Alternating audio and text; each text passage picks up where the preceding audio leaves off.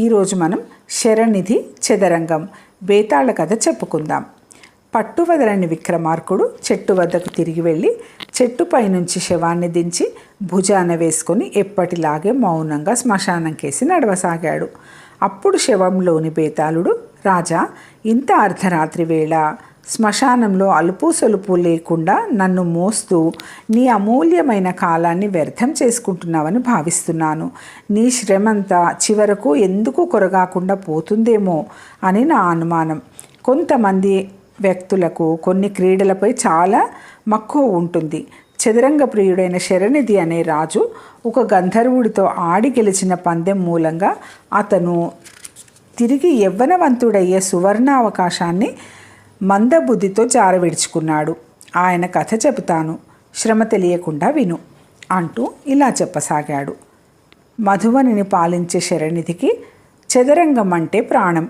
రాజధానిలో ఏడాది పొడవునా చదరంగం పోటీలు నిర్వహిస్తూ ఉండేవాడు. శరనిధి భార్య ప్రభావతీదేవి, ఆయన ఇద్దరు కుమార్తెలు వైజయంతి, మేఘన. చదరంగం పట్ల ఎక్కడ లేని ఆసక్తి కనబరిచేవారు.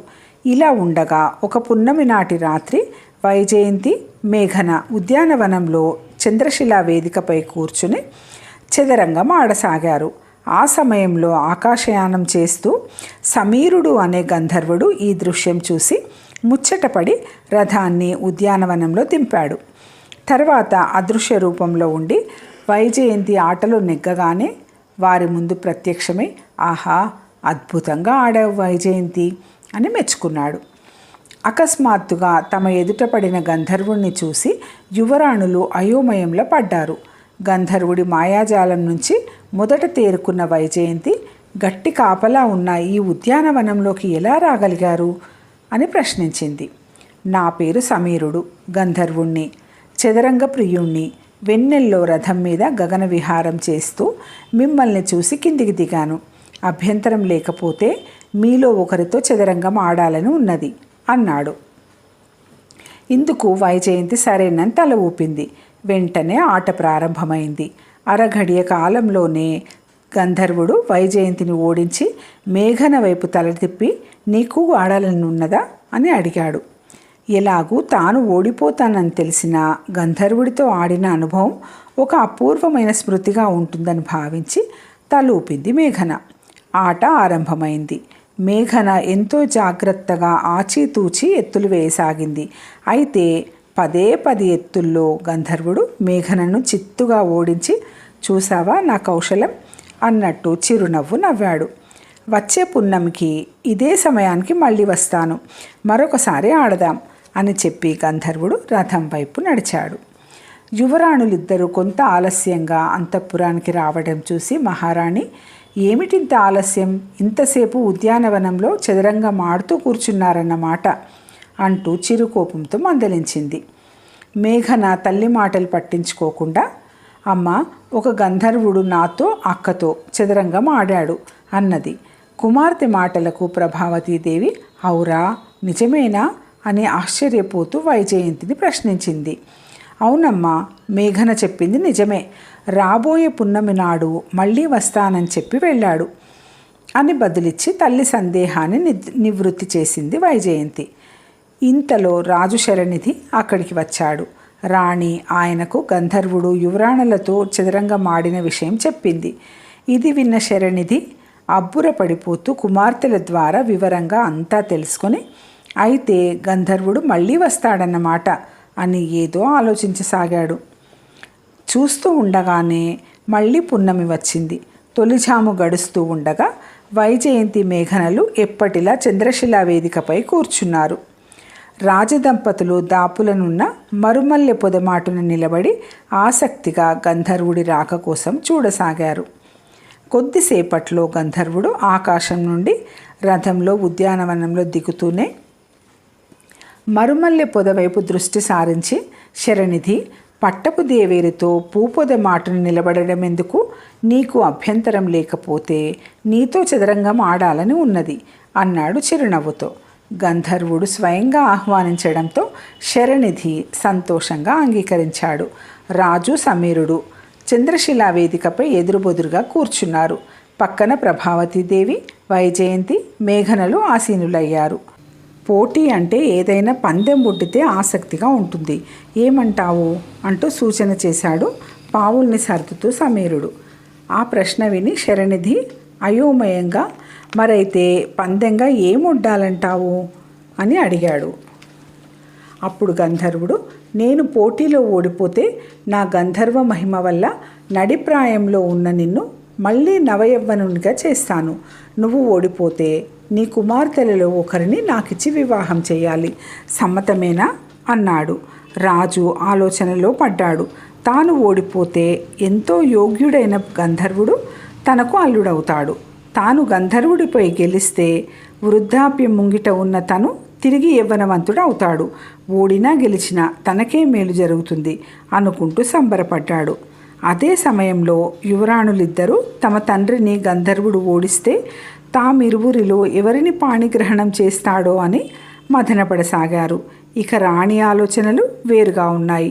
వృద్ధాప్యంలో అడుగిడబోతున్న భర్త ఒకవేళ గంధర్వుడిపై గెలిచి యవ్వనవంతుడైతే యవ్వనం సడలి నడిప్రాయంలో ఉన్న తనను తృణీకరించి మరో యువతితో పునర్వివాహానికి సిద్ధపడడు కదా. ఇలా సాగాయి ఆమె ఆలోచనలు. ఇంతలో ఓ చిత్రం జరిగింది. ఆకాశం నుంచి మరొక రథం ఉద్యానవనంలో దిగింది. అంతా దిగ్భ్రాంతితో అటువైపు చూస్తూ ఉండగా అద్భుత సౌందర్య రాశి అయిన ఒక గంధర్వ స్త్రీ వాళ్ళకేసి వచ్చింది. అప్పుడు శరణిధి ఆమెకేసి పరీక్షగా ఒకసారి చూసి తనను సమీపించగానే ఆశ్చర్యంగా ఉంది. ఇంతకు నువ్వెవరు అని అడిగాడు. ఈ గంధర్వుడి అర్ధాంగిని. ఇప్పుడు ఈయన వివాహమాడడానికి కుతూహలపడుతున్న సుందరాంగి ఎవరా అని చూడవచ్చాను అన్నదామె వ్యంగ్యంగా. రాజు మరుక్షణం ఒక నిర్ణయానికి వచ్చి గంధర్వుడి కేసి తిరిగి, సరే ఆట ప్రారంభిస్తాం, కానీ ఒక ఒప్పందం. ఈ చదరంగ మాటలో గెలుపోటములు ఎవరివైనా నాకు నా కుటుంబానికి ఎలాంటి హాని కలగకూడదు.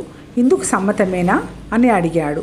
గంధర్వుడు తన భార్య కేసి ఒకసారి అయిష్టంగా చూసి శరణిధితో, నీ ఆలోచన నేను గ్రహించాను. ప్రమాణపూర్వకంగా మాట ఇస్తున్నాను. మీలో ఎవ్వరికి చిన్న మెత్తు కూడా కీడు జరగదు అన్నాడు. ఆట ప్రారంభం కాగానే గంధర్వుడు మధ్య మధ్య బిడియంగా తన భార్య కేసి చూస్తూ ఆట కొనసాగించాడు.